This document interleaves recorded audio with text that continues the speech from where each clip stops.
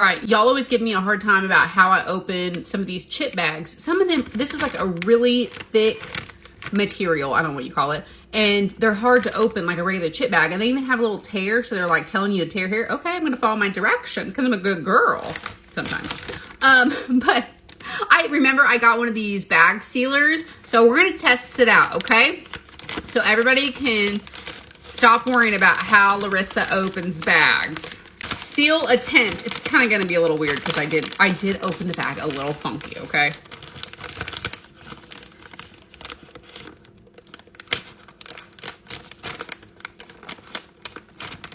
Will it work?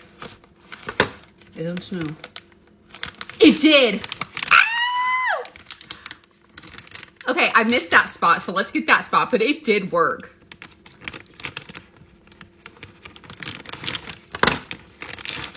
Y'all, leave me alone, baby. Yeah. So no worries on how I open my chip bags anymore because handy dandy girl got me.